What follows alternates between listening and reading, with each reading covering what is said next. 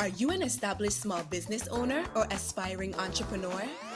Would you like professional advice to help your business grow and succeed? Well, look no further. The Virgin Islands Small Business Development Center is the territory's #1 resource to move your business forward. Enjoy no-cost advising, low-cost training, and technical assistance from experts in both the public and private sectors. The VISBDC is nationally accredited and sustained by the University of the Virgin Islands and the U.S. Small Business Administration. Visit us at our locations on St. Thomas, St. John, or St. Croix, and follow us on social media at VISBDC. For easy access to all our training and networking events, be sure to join our newsletter and download the VISBDC app. The Virgin Islands Small Business Development Center, here to help your business start, grow, and succeed.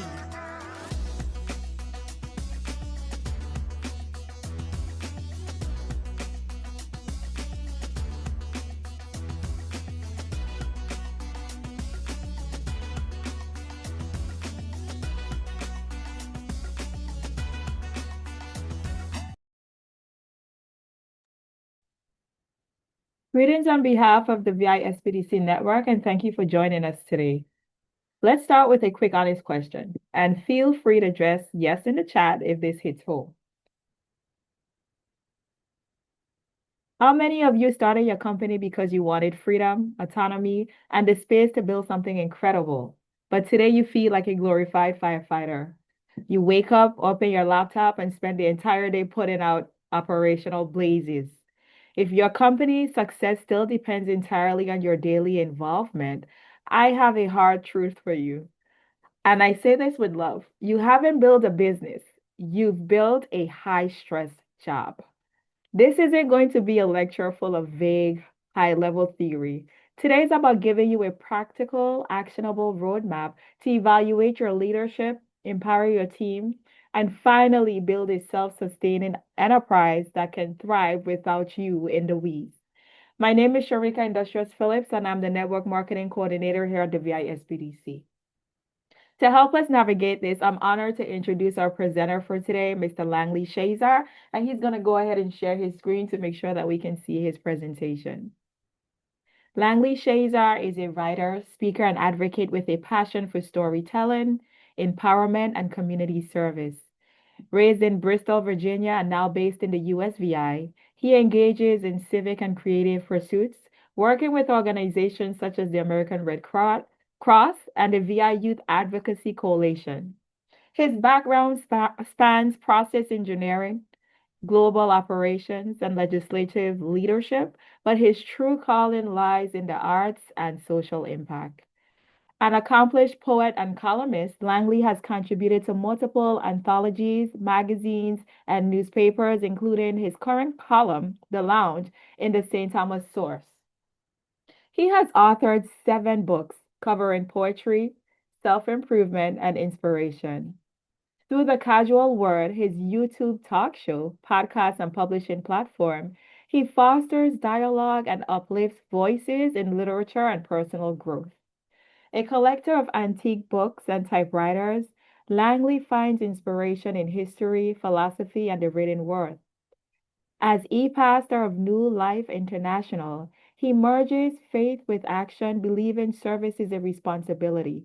His mission is clear: break stereotypes, cultivate awareness, and inspire transformation, one word at a time. Here's a friendly reminder to place your questions in the chat, and they will be addressed by the presenting team either directly in the chat or later during our question and answer segment. A copy of today's presentation will be attached to the post survey email sent after today's live session. We encourage you to take a few minutes of your time to briefly fill out the survey that lets us know how we're doing. This data is essential to us rendering these deliverables complimentary to you. So without further ado, Mr. Shazar, the floor is yours. Well, thank you, Ms. Industrious, for that introduction, and thank you all for joining. I know some people are still be coming in, and we're going to jump right into it, respect to you all's time. You know, as you can see here on the screen, You fire yourself as a CEO, and to stop firefighting is really just a change in mindset and a change in how you think about your business. Many times we are looking at it from an operational perspective in terms of being in the weeds, and we want to be X's and O's, and we want to have hands on everything. And we're going to talk more about that because as an entrepreneur myself, even though I still have a 9 to 5 and I still have regular duties and job responsibilities, outside of that, I'm still trying to build my own brand. And what happens with people who are trying to create this opportunity for themselves, right, to get away from punching the clock for someone else, to be on your own time, your own beat, we tend to want to do everything. Right? And until you build a team, sometimes you have to. But what happens is, as you start to build that team, because you recognize that you need more people, you recognize that you need support, you don't relinquish control. And that's really one of the fundamental things that you have to start thinking about is, how do I empower a team? We talked about this in many other lessons and many other workshops. So this is still going to hold true today as we go through this particular conversation. And hopefully you'll leave with some insights. And toward the end, we've got some practical strategies that you can utilize to help you get into the leadership mindset, because it's different between managing, operating, and being a leader. And we're going to look at that today. We fire this up here.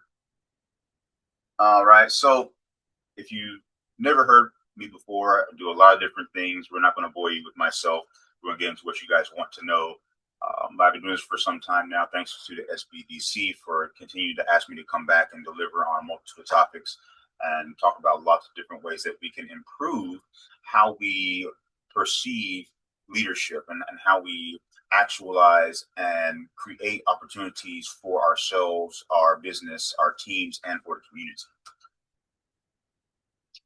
So from operator to architect is the common concept that I want to give you all for today. And I'm not sure why this is not showing up, but it's the leadership shift required to scale your business. So we'll jump right to this screen. And I want to frame this for the islands, but I do want to make the distinction that this is a problem or a complication in small business and entrepreneurship, period. But what makes it interesting is that the reliance on things having to be shipped in and the way that we have to navigate being an insular community does exacerbate those complications. So no, don't think that this isn't happening anywhere there's a small business, anywhere that there's an entrepreneur, but it does make it a little bit more complicated here. And it requires an extra level of tact and strategy and navigation. So oftentimes we see that there are people juggling multiple roles. And for those who are going to be on this that may not be a business owner, but perhaps you're in a leadership position, this still holds true that you're going to be doing multiple things, right? I mean, that's what firefighting really comes down to, is you're trying to lead, you're trying to have vision, you're trying to execute, you're trying to fill out the PO, you're trying to deal with the invoice, you're trying to schedule your team, and there's lots of things that you're trying to do all at once. And what this creates is what we call the founder bottleneck. And again, this holds true even when, not sure what's going on, guys. I'm sorry about that. This holds true even when it's not it's not an insular community, is that the founder ends up being the person that has to do everything. We talk about firefighting. They have to be the person that's dealing with every single aspect of the business, and it creates that bottleneck where you're not growing because you don't have capacity. We'll talk about that in a moment.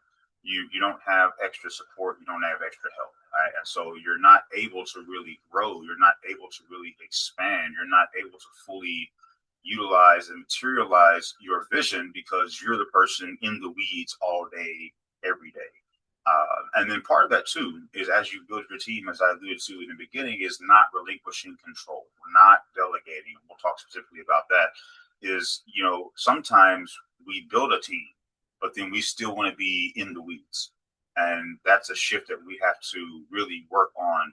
And what I call it is the leadership position with a management mentality, is that we still want to be doing the day-to-day operational things. And as you build a team, the idea is that you are able to empower them and delegate to them those day-to-day tasks so that you can continue to build the vision, that you can continue to think outside the box, that you can still solve problems and look at where you can grow.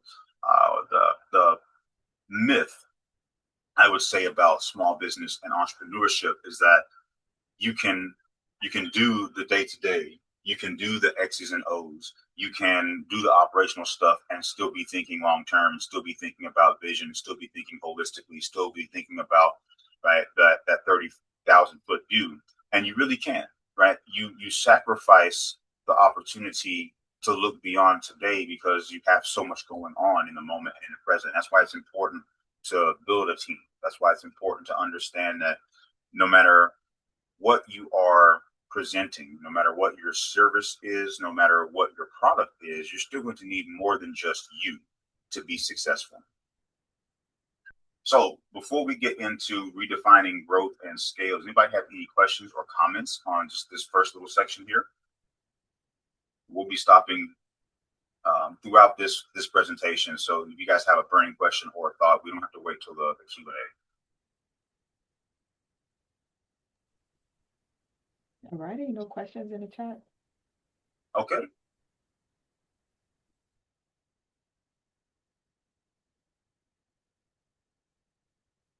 So one of the things we've been talking about a lot in my other circles is this revenue growth as the only determining factor of success. And one thing that we have all come to realize is, though you may be growing in terms of your revenue, you may be sacrificing your time, you may be sacrificing your sanity, you may be sacrificing your well-being, your emotional stress, right? All that could be sacrificing. And frankly, as I talked about in several other workshops, is that you cannot afford to let those things fall by the wayside either. And so the when we talk about that founder bottleneck is also here you see the founder dependency. So you're counting on yourself and everybody else is counting on you, which means you are always on call. You are always the person that has to answer every question. You're the person that has to fix every problem. You're the person that has to out every fire. And so we want to make sure that the true measure of success, and we'll dive into this some, is about your systems, right? Systems outlast people, they outlast roles, they outlast positions, they outlast personalities. So when you're thinking about trying to grow, it is about creating the systems that will allow you to step away from being in the middle of the process, right? So building that capacity is actually less about building people. Right. When we hear capacity, we often think of it in terms of human capital. I need more people. I need more people. But perhaps you don't need more people. Perhaps you need a better system. Perhaps you need a better process. Perhaps you are doing steps that are inefficient. We'll talk about non-value added activity here in a little bit. But perhaps it's not about adding more people as it is making sure that you have greater focus and intentionality on your service delivery model. You see, sometimes we are trying to be all things to all people, or we're trying to expand too quickly and add more capacity in terms of our service delivery offering or our products than we are prepared or positioned to do well.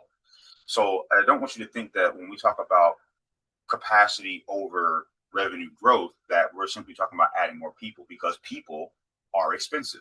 And sometimes the cost for having more people cannot be met because of the revenue. So you have to strike a balance there, which is why you want to make sure that you have systems in place and processes in place, and also that you are, what capacity you do have, or when you plan to increase human capital as capacity, that you are also giving them, right, that upskilling opportunity and that opportunity to improve and empower them to make decisions. That's a huge one that we often miss, especially those of us who are working in leadership positions, or maybe a direct report to a leader. Maybe you are mid-tier, mid-level underneath executive leadership. Oftentimes you don't feel like you're empowered enough to make a decision. And that creates not only stress, but that's another bottleneck that is keeping growth from actually happening within the organization. And this just talks more about that same bottleneck and how it is impacting those things. Sorry, wrong slide. So we talk about the organizational capacity, right?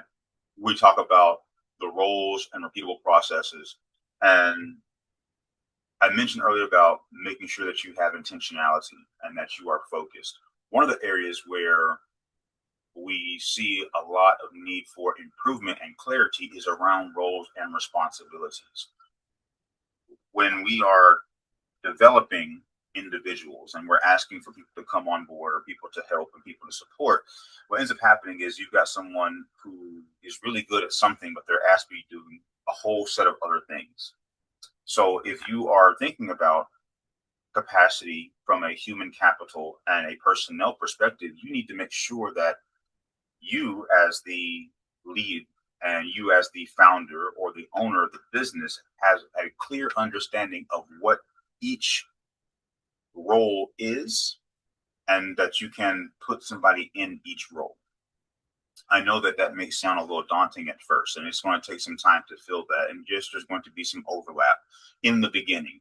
But where we get into trouble is that we never stop to actually begin to build out those different roles and the different needs of the organization, right? We bring a couple people in, they somehow manage to juggle everything, and then we just keep moving on status quo that these people will continue to juggle everything for eternity. That's how you end up with burnout. That's how you end up with people being dissatisfied with their job. That's how you end up with people quitting.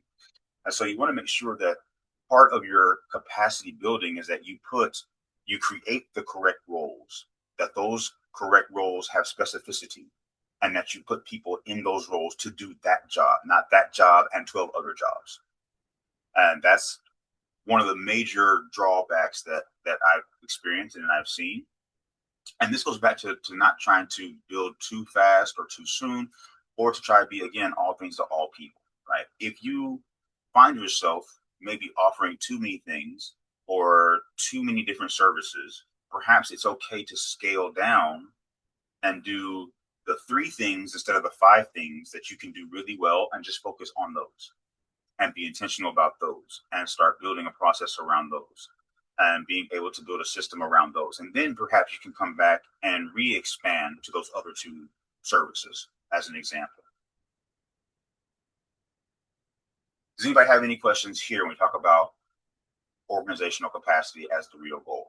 And because we want to make sure that we're removing non-value added activity, that if we are not doing something well, it's okay to pivot away from it and say, you know what, we can come back to this later. Or if you don't have a person who can do that particular thing and it's not essential, then let's look at how we can make an adjustment.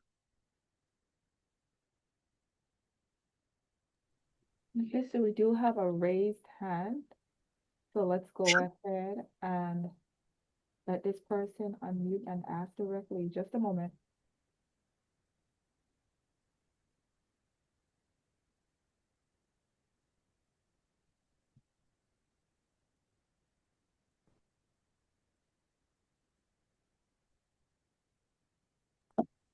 Can you hear me? Yes. Okay, great. Earlier you mentioned that revenue growth alone was a misleading metric. What are some Yes. other metrics? Are those the capacity indicators that you have listed, or are there other metrics? So, well, it would depend on, there's a couple of different metrics. So you have internal metrics and KPIs. So obviously, yes, you're looking at revenue, but you're also going to look at your throughput is another one. So let's say you are offering a service. How well is that service working? We'll use a cleaning service, for example, right? So not only is it revenue, but are you able to clean at a rate that allows you to move quickly, as an example, or are you able to clean a residence or a building in such a way that gives you time to add a second or third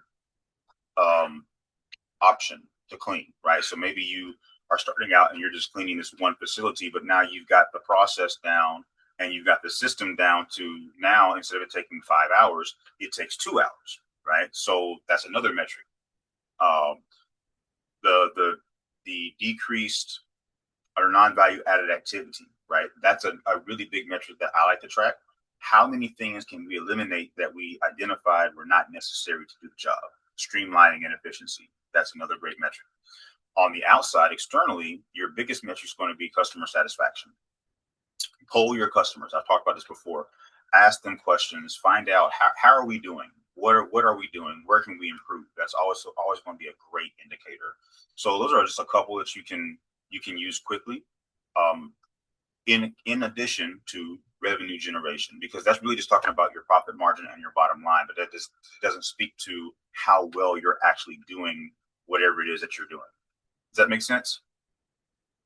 Yes, thank you. Okay, you're welcome. Any other questions? Not at the moment. Thank you. All right. So now we're going to move into those are some of the X's and O's kind of things that you can be looking at, those indicators and how you build a team. We talked about defining those clear roles. Let's talk about your role as the owner or the founder. There's a leadership evolution, and here we'll talk about 4 areas, but I would encourage everyone to read a book called The 5 Levels of Leadership by John C. Maxwell. Right? He's kind of regarded as the foremost authority on leadership in the United States. And in his book, he talks about the 5 levels being position, and that is where people follow you because they have to. The second level is permission, where people follow you because they want to. And then you have production. People follow you because of what you've done for the organization, like kind of your track record. And then 4 is people development. They follow you because what you've done for them or what you've done for the team, right? We talk about empowerment. And then you have the pinnacle, which is people follow you because of who you are and what you represent. So again, I would encourage everybody to read The 5 Levels of Leadership by John C. Maxwell. I think it is profound, it is insightful, and it's a really easy way to understand how to grow as a leader and where you are as a leader. I think one of the things that we as business owners, entrepreneurs, people in C-suite or any other management position, we don't take enough time to identify who we are as leaders first so that we can figure out how to become better leaders. And I think it's really incumbent upon us, especially if you're trying to build a brand or build an organization or build a service model, that you know what kind of leader you are today, where you want to go tomorrow, and then you can find the steps to get there. So we'll talk about this leadership evolution.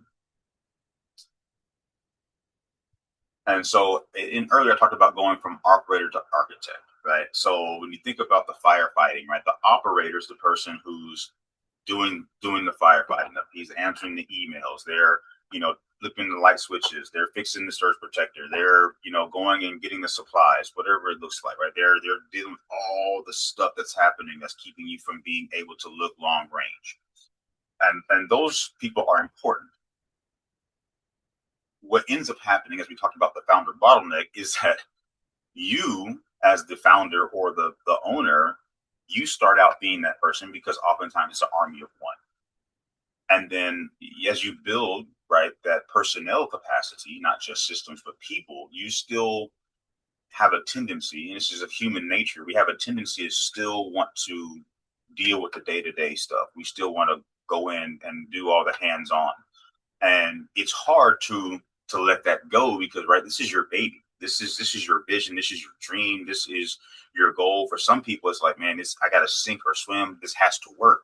And so you have a really hard time being like, I can trust this individual to do the things necessary to run the day-to-day operations while I think long range about strategy and vision. And so that's the first stage, right? It's just the operator. You're trying to figure some things out. You're trying to handle and make, as we say, keep the lights on, make everything just run. And then from operator, you go to manager. And that's where you're stepping into the beginnings of leadership. You're starting to understand what delegation means. You're starting to be able to create tasks, and you're be able to look at the decision making, right? This is where systems start to become in place, right? Because the operator understands at the ground level what everything is happening, right? What's going on, how things work, what are the steps involved. They understand the process. They're intimately involved in the process. And so you begin to build systems as you move from operator to manager, because you are now intimately aware of the process. And what typically happens, most people who have ingenuity and who are creative, they immediately start looking at, like, why are we doing this? We could do this, we could do that, we could do it a little bit better, a little bit differently. That's where your systems and your processes start to take shape and be developed, is at the manager stage. From the manager, obviously you move into leadership. Leadership is much less about X's and O's. It's much less about daily operations. You are informed, but you're not involved. There's a tool called a RACI chart. And I don't know if you guys have ever heard of this, but it's RACI. And basically that is a way to identify stakeholder engagement, and stakeholder involvement, right? So the R is who's responsible for certain tasks. The A is who is accountable for those certain tasks, right? The C is who do we have to communicate with? And then who is just informed, right? So that C for the communication person is someone who's actually going to make some decisions, right? If you look at that from a tiered level, right? So somebody doing a job, someone's accountable for that work, and then someone who has to communicate and make a decision about that work. Then you have someone who just needs to know what's going on. So when you get into the leadership stage, you're moving into being that person that just has to know what's going on. And you know it because it informs the vision and the long range planning and the strategy. It's not because you have to go in and fix something. Again, this is one of those things that's very difficult, because most people want to be the person fixing it. Oh, you're not doing it right, right? How many times have all of us said that? Oh, you're not doing it right. I'll just do it. I can't count on them to do it. I'll just do it. And then you never get out of being an operator. Right? Even in management, you'll find yourself drifting back into being an operator. And you really got to let your people fail and learn and empower them. And that's a hard thing to do. But to get to the leadership stage there, you've really got to allow people to find themselves. And your job is to empower them, give them the skills, give them the tools, give them the opportunity to do exactly that. And then at the architect, right, this would be considered the pinnacle in the 5 levels of leadership. This is where this is boardroom, right? If you want to use that analogy, it is all strategy, all tactics, all conversations. Everything else, what we say here at BIT, is hands-on keys. It's none of that, right? It's all vision. It's all macro level thinking. Where are we going in the next 5 years, right? And you get that by developing people at every stage within your organization. So this just goes a little bit further in depth about limitations and dependencies. You guys will see all this information. You will have access to this. We just kind of talk through it. So I'm going to kind of breeze through these, because this talks about exactly what we were discussing just now with these different levels. So execution to coordination, right? So managers are responsible for putting some people and some systems in place to make things continue to move and become more efficient. And then you've got that leader and the architect, as we talked about, right? Those people are not hands-on keys. They're not in the weeds. They're not in the field. They're not doing the work. They're not, being the operator. They're not putting out fires. They're the people who their job is to do their best to prevent fires from occurring, if you want to think about it that way. When you get into the leadership and the architect stage, your job is to have enough long-range vision, to have enough information, to have enough knowledge and experience and data at your fingertips to prevent fires from occurring. Now, of course, you're not going to be able to anticipate everything. We know that that's unrealistic. But to every extent possible, your job is to make the lives of everyone that reports to you at every level, every tier, right, their lives and their day at work much easier, much more palatable, and much more successful at every KPI metric that they're being measured by. I think I've said this once before that I sat in on a leadership conference in Canada. And one of the things that always stuck with me was this quote, and it didn't say who said it, but it says, if you are blessed enough to be a leader or a manager, that you have a responsibility to make sure that people love coming to work and working for you every day. And that's the kind of the mindset that you have to possess, is that your job is to make work pleasant, effective, efficient, empowering. You're going to hear me say that a lot, because empowering people is not enabling bad behavior. Empowering them is holding them accountable while giving them the opportunity and the tools to improve. Right? So it's not just about belittling. It's not about berating. It's not about simply reprimand. It's about, let's figure out how we can put you in the best position to be successful. That's what leadership and architects do. I'll pause here. Do we have any questions about these areas of leadership and this transition from operator to architect before we move forward? If you have them in the chat, you can put it in the chat as well. None yet? You guys are quiet. Okay. I'm sorry. Someone just raised their hand. You can go ahead. Go right ahead. Okay. I was wondering, so for like a sole proprietor, Yes. do you think they can actually get through all 4 levels, or is there a level that they kind of cap out at? No, you are able to get to those levels. It just requires not just a change of thinking, but if you see they build on each other. So even as a sole proprietor, if you don't have a team for whatever your business model looks like, your architectural and leadership mindset, that pinnacle mindset, transfers then to the service model. What I mean by that is, if it's just you, then you have to be thinking about, how do I most impact in a positive way the people that I serve? And because the reality is, your team, right, are still your clients, your customers. You serve them to help them produce a better product and a better service model. So if you don't have a team, then it naturally transitions to the actual recipients of your service or the users of your product. Does that make sense? Yes, it does. Terrific question, by the way. Thank you for that. Any other questions? All right, so now we're going to move into some nuts and bolts kind of stuff. Hope you guys can, again, you'll have access to this, but we'll be looking at some of the things that you can actually utilize to help you begin to move up and shift and transition. So we talk about operational leverage and delegation. So we hear this. I don't know if you guys follow what's happening in the legislature and different places, but we hear this all the time about audits. And audits aren't always about money.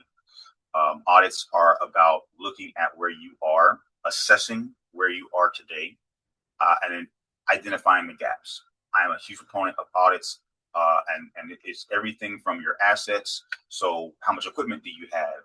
Is it being maintained? How often are you using it? Who all's using it, right? How often does it go out in the field? If you've got just a service delivery model and you've got people who are providing a service, how long does it take to provide that service? What is the scale of that service? How many times are we providing a repeat service?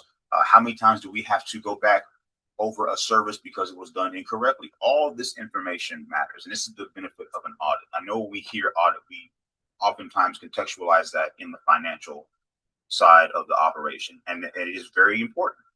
It is very important to understand your financials, but it's equally important to understand every other aspect of your operation as well at that granular or detailed level.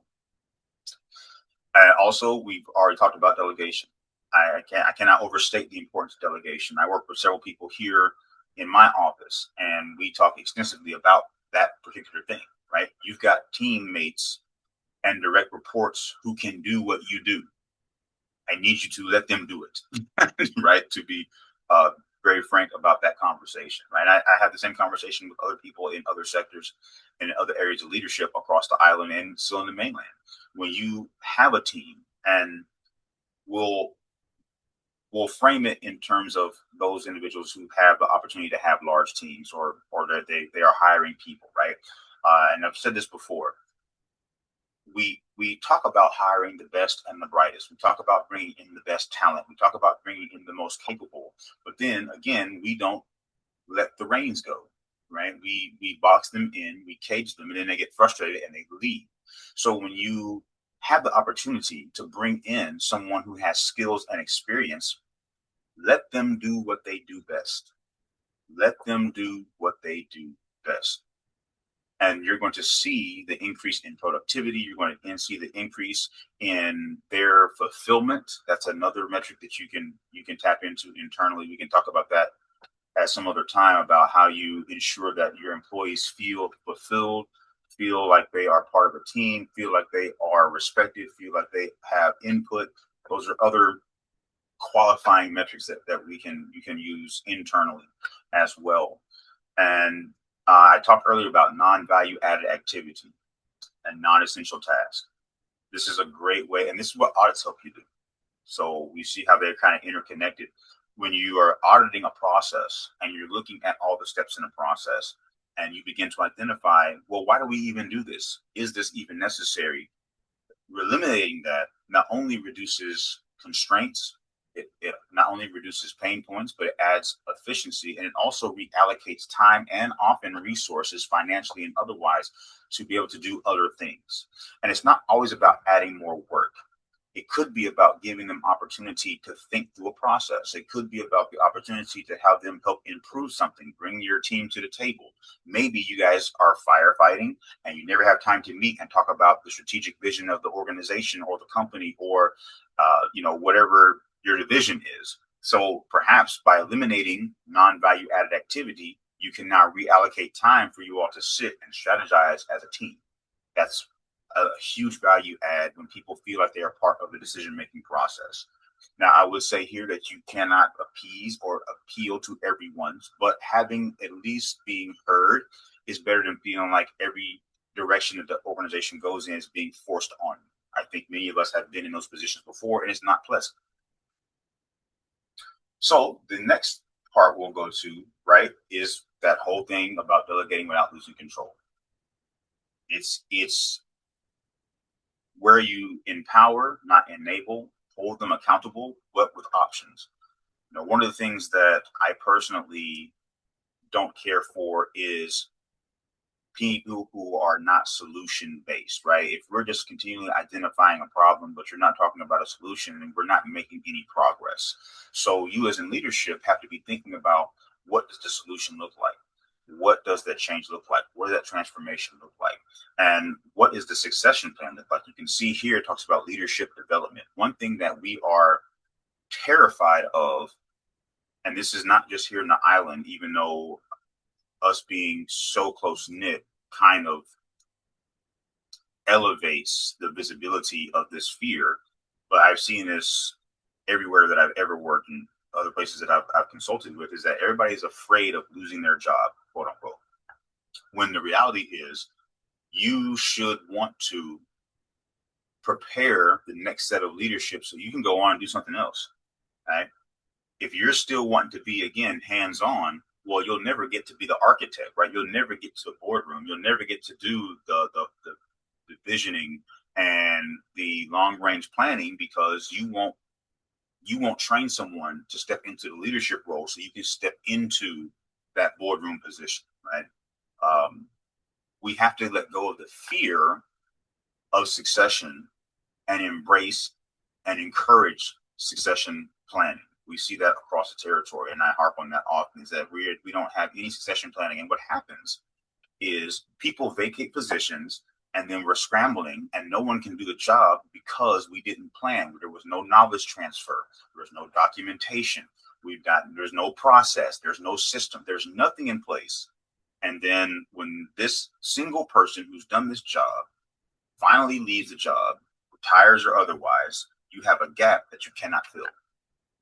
So it's important as a leader, as the founder, as the owner, that you are thinking about what's the next level of leadership. Who is that individual? Be grooming them early. Tell them, hey, yeah, I want you to take over this company because I want to do something else, right? Maybe I just want to be a shareholder, and I want to go travel to the Maldives, right? Whatever that looks like.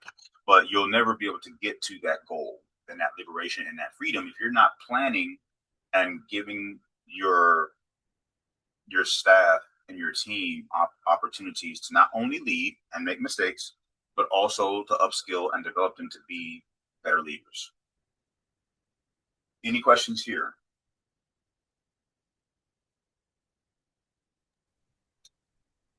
No? Not seeing any. You can go ahead. All right.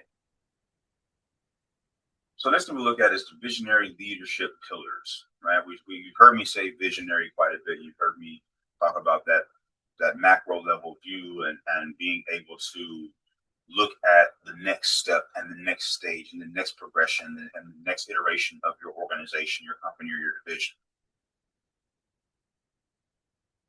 Culture of shared ownership. We've been talking about empowerment. This is where it comes in.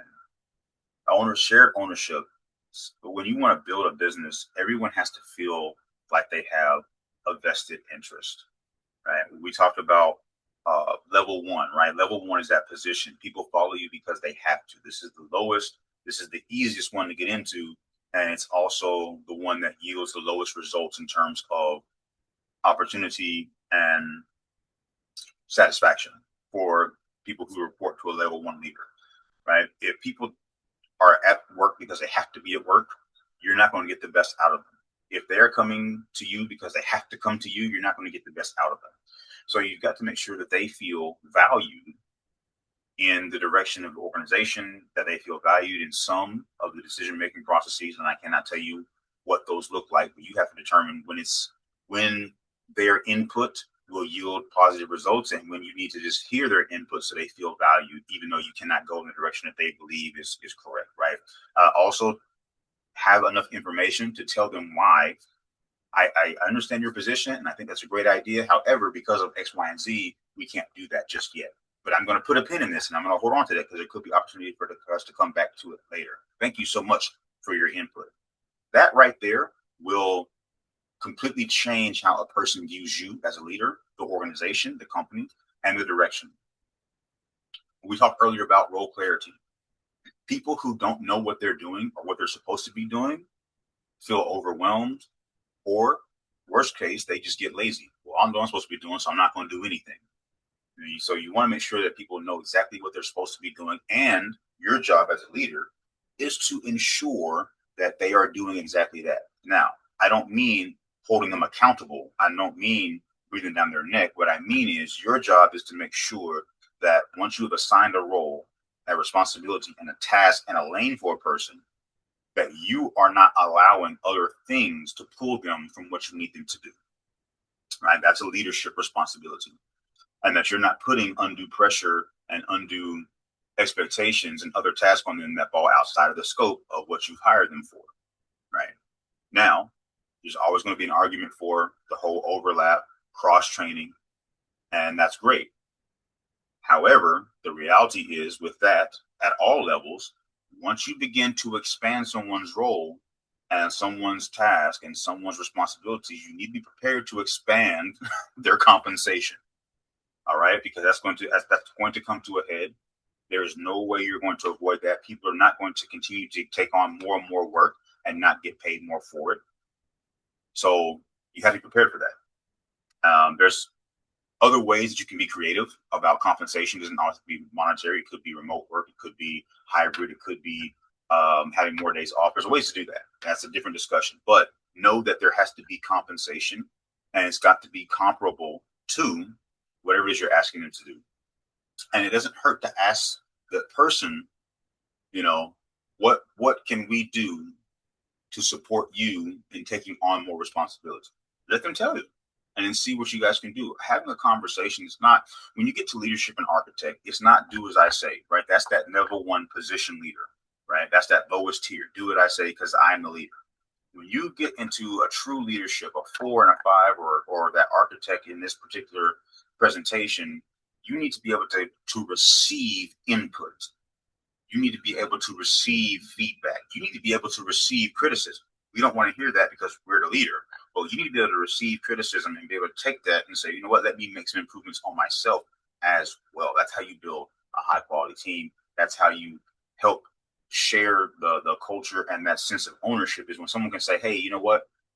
And they tell you something about yourself, your leadership style, or your behavior. And you say, you know what, man, you know what? I'm glad you said that.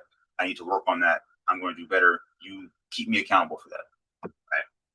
Those are all important attributes of leaders and architects that we have to aspire to be if that's what you want for yourself and for your organization. And so the next pillar is the strategy and the innovation. So we talked about processes, we talked about systems, we talked about being able to think critically, think analytically, provide strategy, and also to innovate. The leader is going to be the person that supports innovation. Now, you may also lead innovation because you're able to think beyond today and you've got forward thinking, you're progressive, but also remember that your team, we talk about pillar one, being inclusive. If they've got innovative ideas, sit down and have that conversation. Let's talk about where we can improve. Let's talk about what we're not seeing. Maybe they have identified a gap that you've never seen before because they're the people doing the work. That's important. We talk about that best and brightest and bring them to the table. Those are the people who are going to bring some of the best ideas that you're ever going to have for your organization. Don't think because you're in a position of authority that you know it all. Don't think that you're going to have all the answers. Furthermore, it's okay to tell people you don't know. It's okay as a leader to say, I need to find out more information about this before I have an opinion. Or I thought this way, but I've learned more information, so now I must pivot and adjust. Or I don't know anything about that. Let me get back to you. You will see more respect and gain more respect from your peers, your colleagues, and your direct reports when you can say, you know what, I don't know, but I will find out and I will provide an answer.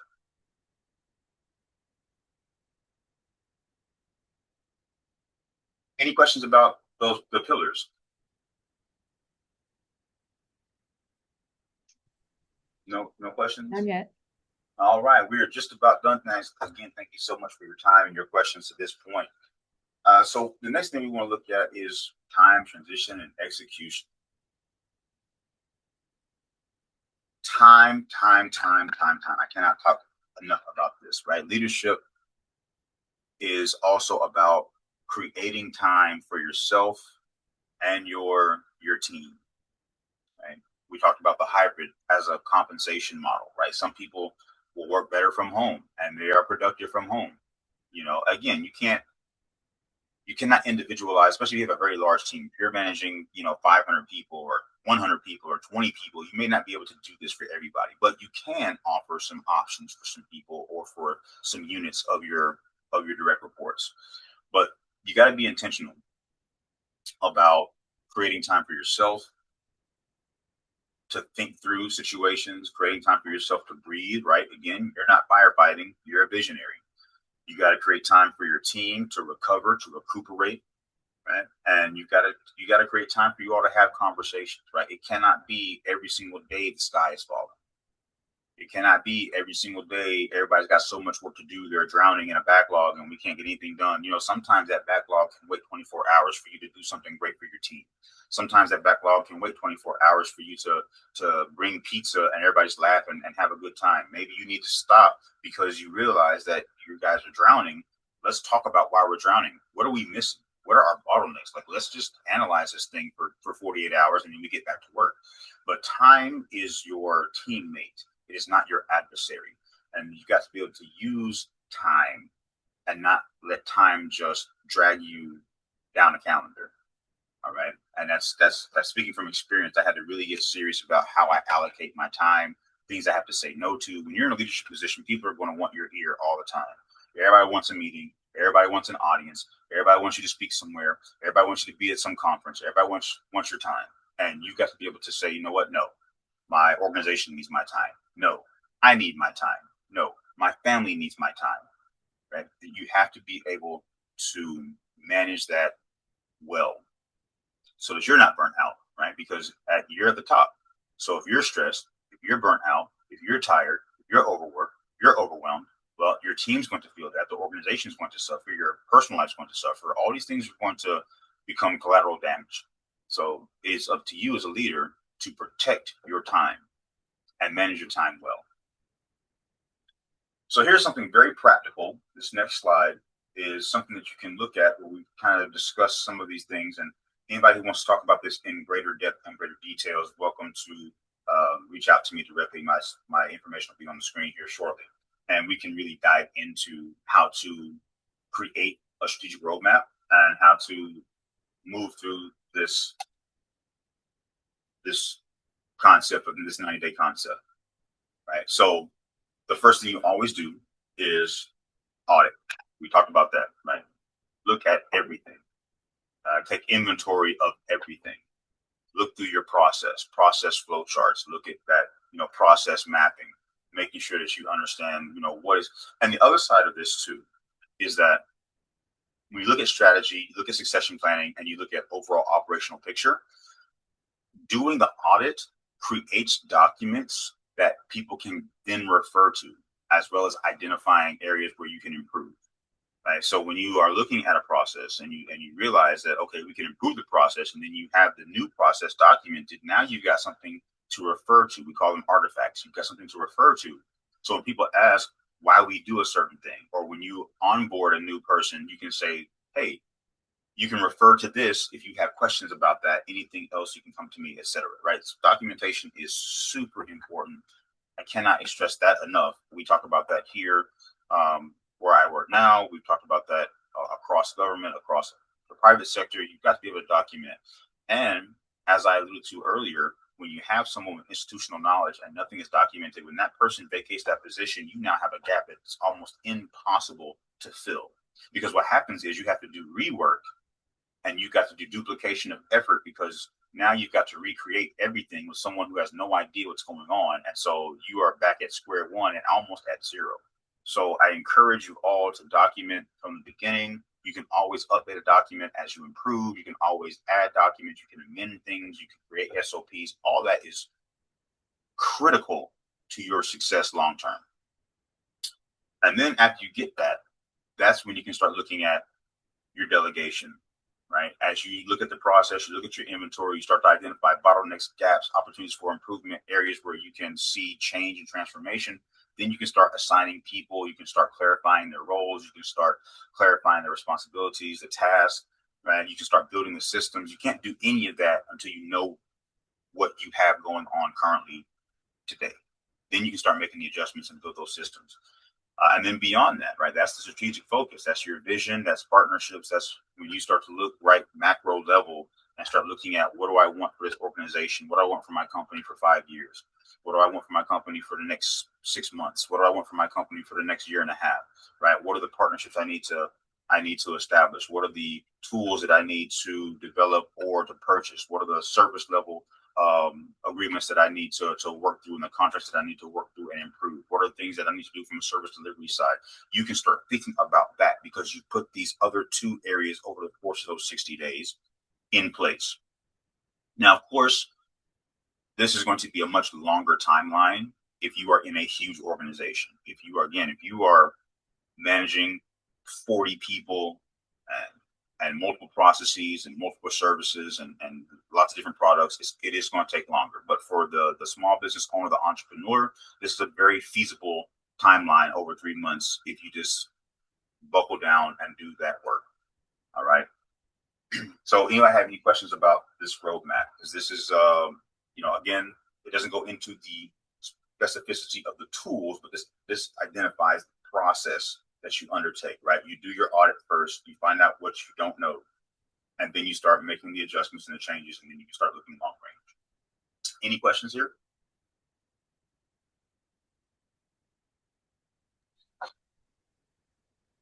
None. No, none in the comments. Okay.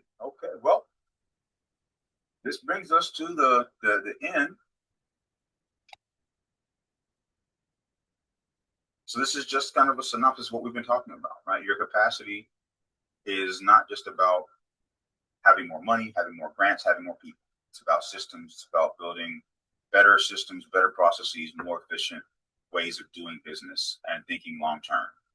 You know, your community impact is also your internal community, which is your team, and your external community, which is what you provide either as a service or a product. Right? This is your brand. So how you do anything is how you do everything. And you want to be operating with excellence, inclusivity, and in community, right, with your team and with the community at large, or your client base. Start this process today. If you've not done an audit, and you don't have to do the whole scope of your entire organization, but pick different areas. You know, start with your physical inventory. You know, how much stuff do we have, right? Inventory costs money. How much stuff do we have? Are we using our stuff? You know, are we selling our stuff? Whatever that looks like. You know, start with your stuff. Then you can then look at your people. Then you can look at your processes. Then you can look at, you know, the improvement and the changes and all things that you want to do. And that is where you begin to start shifting the way you think from X's and O's, operational output, to strategic planning and long range vision. So that's what I have for you guys today. Thank you so much. Again, if anybody who's watching this or will watch this later wants to reach out to me directly, we can talk through more of the details and really dig into what you're looking to improve, what your needs are for your organization, business, your vision, or your company. We can certainly do that. And with that being said, I will turn it back over to Mr. Industrious, and we can field. We've got 30 minutes, guys, so we can field as many questions, comments as you would like, and then we can wrap up. Thank you. All righty. Thank you so much for that presentation. So I believe I don't see any questions right now, but what I can do is share some resources on how to reach the SBDC and, you know, how to get to trainings that have occurred already. And then in that gap, you can go ahead and type your question in the chat if you prefer to do that. Okay. Do I need to stop sharing my screen? You would like to share yours? Well, actually, you have that contact slide on that last slide. Okay. If you go ahead right there. So the VI SBDC has so much more in store for you as VI small businesses. You can visit our website at www.visbdc.org. Follow us on Facebook, Instagram, Twitter, and subscribe to the VI SBDC YouTube channel. We encourage you to download the complimentary VI SBDC app from the appropriate app store. And so, alrighty, so let me just go ahead and share and show you guys the SBDC website. I want to go ahead and take the time to mention our Agriculture Business Center, and their population is farmers and fishers. How do you find them? Under SBDC services, go ahead and click VI Agriculture Business Center, and it'll take you to their website where you can schedule a consultation. You can receive resources and so forth. And so let me go back to the SBDC website. So with regards to training, we basically just concluded our last webinar for the summer, but I'm going to show you how to see pre-recorded webinars, and if it's not there, it's going to be on our YouTube channel. So go to the training tab, go down to events. It's going to take you to this page that shows you some of the key areas that we focused on. And this is the registration portal. So when you click here, this is all that's left in terms of live. Now, if it has occurred in the past, I want you to pay attention to the type of event. Select on demand, make sure center says all. And when you hit search, everything that has been pre-recorded will appear, where you can go ahead and register and watch at your leisure. And if you click here and you don't see trainings, just go on over to the VI SBDC YouTube channel, and I'm sure you're going to find it there. You can always send us an email, and we'll be sure to get back to you to send you a copy of the presentation or connect you to the presenter. And so, Mr. Shays, I'm going to come back over to you. I'm back in the meeting, and I do see a question. Can you give examples of non-value activity that you have encountered, and what did you do to address it? Terrific question. When I was in manufacturing, we looked at something as simple as the configuration. So I'll give you some quick history on that. I worked in a facility that manufactured polymer yarn, and it went into like airlines and space shuttles and some different things. So our machines ran, you know, spools of yarn and put these combinations together. And what we were looking at was how far operators had to walk from a pallet to a machine to set up their yarn. And what we did was we just mapped the number of steps they were taking, and then we reconfigured the staging area for them to take less steps, which means they were able to run more product, which got more product out the door. So we actually we saved time and increased throughput simply by having them not have to walk as far to get their supplies. That was one that we were really, really proud of. In this role that I'm in now, what we would describe as non-value added activity is looking at a process for intake and saying, okay, why does it need to go through this step and then this step, and then someone has to come in here and add the same information that we've already gotten 2 other times into this third portal and into this next portal. So we looked at all the different inputs for the same data, and then we basically just combine that into one input mechanism. So the input comes in one time versus 4 times in 4 different places being the same information. And now, it comes in once, we're able to look at it and triage it one time, and then it starts off through the next process. So that's 2 different ways. We looked at it from this is a data perspective, this one, and we looked at it from a physical perspective of non-value added activity. So there's a couple ways you can identify that, but areas of waste will reveal themselves when we start looking at a process. So if that process is physical in nature,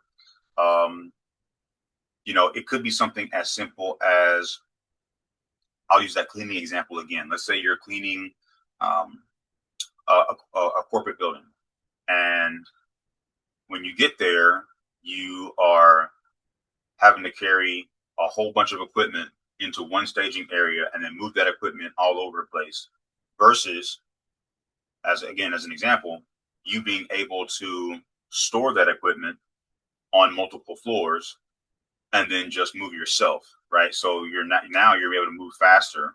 Your supplies are already there. You don't have to try and lug all that stuff around and load it all back up. That takes a lot of time.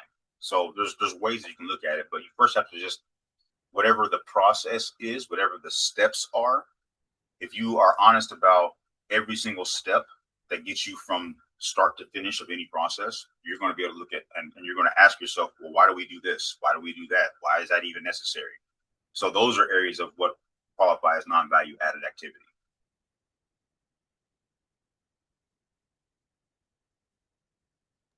Alrighty. Hope Thank that, you for hope that. did that answer the question? Person said thanks in the chat, so I think so. Okay, terrific. I said we've got some time, guys. If you have more questions, feel free to fire away. And here's a friendly reminder that you don't have to put it in the chat. You can actually unmute your mic and ask directly. Yes, you can do that as well.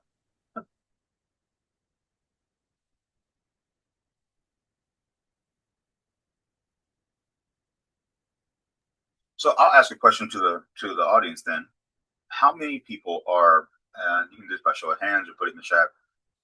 How many of you all are looking to expand your business now, or are you in a position of leadership and you're looking at what the next step looks like? Maybe you are middle management. Maybe you are looking to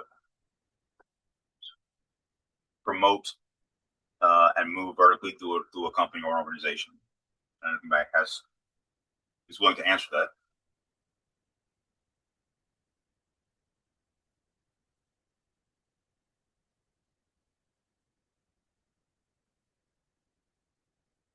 Oh, great. I see a thumbs up from Mary.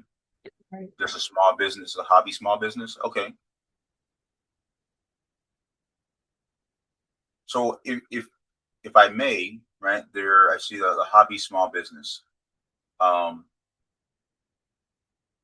you wanting to increase the business?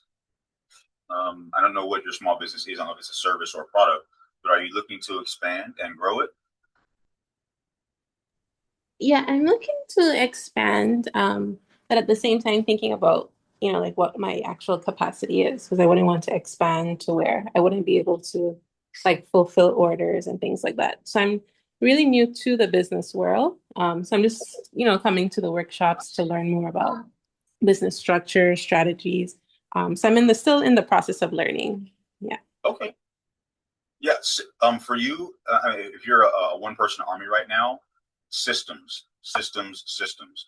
And what I mean by that is, if you're not in a position to have extra physical help, this goes back to identifying your process. So, if you're looking to expand, and let's say you're talking about fulfilling orders, so perhaps it's a way that you can standardize the labeling process, right?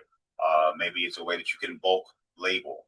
Maybe it's a way that you can pre-stage the products.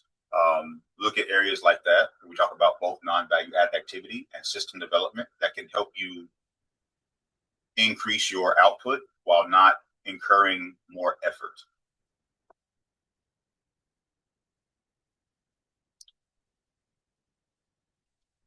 Thank you. Mm-hmm. Alrighty, so I guess that concludes our question and answer segment. We don't have any more questions, Mr. Shazar. Okay. Wow. Well, I appreciate everybody being here. And again, always thank you to Ms. Industrious and SBDC for allowing me to come on and share my insight, my knowledge, for having me back so often. I genuinely appreciate it. And again, I am available. I will quickly, well, I'm not sharing my screen, but you guys will have my contact information when you receive the copy of the presentation. If you have further questions, or if you'd like to schedule some time for me to just sit in and have a conversation, do a discovery call with you to help you, I am more than happy to do so. Thank you so much. And before we close out, there's a person who has the initials PC. Can you please message me your name so I can make sure you get this email that includes a copy of the presentation and presenter access? Thank you so much.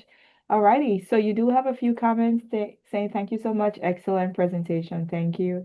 And so I want to say, on behalf of the entire VISBDC network, it's always a pleasure collaborating with you, Mr. Shazer, on the initiatives as such.